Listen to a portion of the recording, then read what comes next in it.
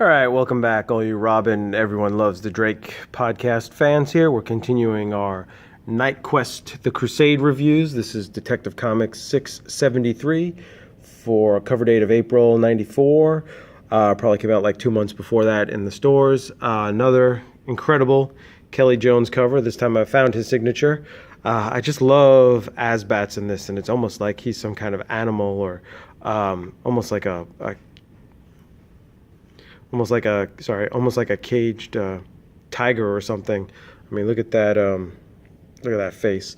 And then here, look at all those circles that Kelly Jones drew. I wonder how long it took him, and the Joker with his camera here. So pretty cool cover. Once again, exaggerated bodies, which is kind of, a hallmark of Kelly Jones's covers.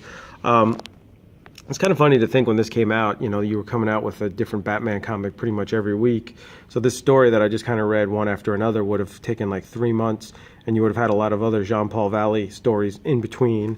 But story starts off right where we left off with the last one, with the Casablanca scene. And one thing that annoys me about this is the Joker keeps using this term, calling him Bebe, or baby, like for baby. I don't know, that just kind of annoys me. But it's kind of, I really like this artwork here. It's cool. It's got like Batman feeling like he failed. I love how the credits are written like graffiti on the wall. This, one of my favorite Batman images. That's kind of a callback to some classic Batman. We got the damsel in distress. The circles are pretty cool. They're even doing, if you look at like the helplessness in Batman's eyes and the strain, it's very like Norm Brayfogle-y. I like that. Look how different the eyes look from there to here. But it turns out all these guys that the Joker was paying to shoot up Batman, they were shooting blanks because, of course, it's the Joker who's got to kill Batman, right? He's, as he says, it's my name above the title. But here, this is where it gets a little weird.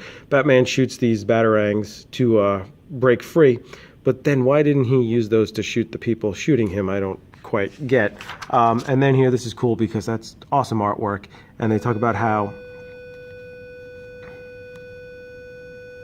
sorry about that. They talk about how the system is kicking in and the system's taking over, and he's just going like animalistic on these guys. But I just love this here. For some reason, this guy just rips his shirt off to fight Batman. That's great. And just as he's fighting, the Joker just is looking and says something, I can't put my finger on it. Something's different. The way he moves. And just look at the artwork. Look at how his eyes and his facial expression are changing from there to there to just the brow. All right. And when he realizes it's not him, he realizes it's not the same Batman. Really funny, really awesome. What was I going to say? There's something else I was going to mention. Oh, well, that guy ripping off his shirt is funny. Where is it? He talks about, in the beginning, I missed it here. They said, Batman was getting ready to take the shooting point blank, and he says here, the cape is reinforced Kevlar and articulated ceramic armor. The body of his costume is chain link steel mesh inside Nomex shell, but it wasn't built to stand up to this kind of point blank pounding, or, as we learned in last issue, it wasn't built to stand up to a pie to the face, because how did that pie poison get through the Nomex shell and all that stuff? But anyway, back to the fight. Joker realizes it's not his Batman. Batman, triumphant, killed the guys, even the guys who took his shirt off. Well, actually, he didn't kill him. I think he just beat him down. And he sees the damsel in distress, and now the system kind of kicks out. He shoots the batarangs, which, well, I don't know why he didn't do that earlier, to free the girl. And it finds out that the girl was in on this all along. She was a paid actress. She knew Joker wanted to kill Batman. She thought this was her big break. Look at those bifurcal eyes. Look at that. Surprise, Batman. And then, wow, lonely Batman as she walks away. Look at that. Great artwork. So then this, I remember reading this as a kid or a young man and just being crazy, because here's Siskel and Ebert. They're never called that. They've got guns. And then they kind of tell Joker that the movie's no good. And so what does Joker do? He pulls out a gun and shoots the two of them. Yeah, he just killed Siskel and Ebert with the catchphrase, 2 thumbs down. Wow. That is quite shocking, and he just kind of smiles about it here. And there's a little bit more Saint Dumas, and Batman realizes there's only the Crusade, because he's struggling with how could that girl have been evil too. Then we get a little exchange between Commissioner Gordon and Sarah, where Gordon's kind of standing up for Batman, and she's just like, how do you know? Maybe this has been many Batman over the years. Maybe he's not the same guy. Just a little interlude till we go back to Batman. And here, it gets a little silly because like, how big is this movie studio? Because he's in like a dungeon, then he sees Robbie the robot, then he's in a Western scene, then he knows to cut through here to this giant musical number, which kind of reminds me of the musical number in The Killing Joke, which I didn't particularly like that part.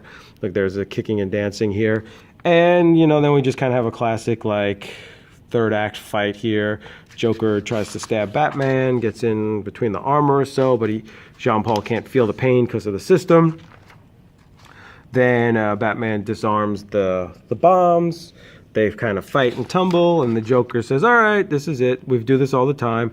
This is the part where you take me in, and I go back to the asylum and get my meds and my cushy little padded wall. And Batman, oh, this is not your father's Batman. He says, He just snaps the Joker's arm, and the Joker goes, what? See right there. What? As he breaks his arm, and then he yells, yeah, as his arm is just, sound effect. And that's it. Batman's like, I'm going to do it. I'm going to kill the Joker. Crown Prince of Crime, your reign is over. But luckily the GCPD step in and say, yeah, back off. We'll let you go this time. And Bullock is kind of like, yeah, we should have let him kill him. But Montoya, she's kind of shaken up. And she's like, what is going on here with Batman? And so they're taking Joker to the hospital, to Blackgate, because Arkham has been destroyed. Joker, he's just faking being like comatose. Kicks out, I guess falls out or pushes himself out in a gurney. Goes sliding down the hill, ha ha ha, into the night. There's the end, and I'm sure we'll see the Joker again. And then we've got our Detective Comics lettering. And look, you know, there's so much Batman going on. We have Catwoman, Shadow the Bat, over in Robin, over in Shadow, over in Showcase, over in Batman. Next issue, it was just Nightfall, Knightquest, Nightfall, Knightquest, again and again and again and again and again. And there's a lot of Batman stuff. I was like looking at the in-house ads. There's Batman, Saga of the Dark Knight trading cards. There was, what other Batman stuff did we have? I know there had been a Batman Pogs. Well, maybe there wasn't as much. Oh, the Robin Huntress miniseries. Let's see, what else? There's something else Batman in here. Damage. Yeah, he was kind of cool. Oh, yeah, here, The Dark Knight, which this story, Blades, is awesome. I love that story. And I guess it was a subscription. Man, I wish they'd still honor these prices. That would be great. And that's about it. So anyways, I hope you guys enjoyed it. Give me a comment if you have any questions, and we'll see what happens next time as Jean-Paul Valley continues his crusade. See ya.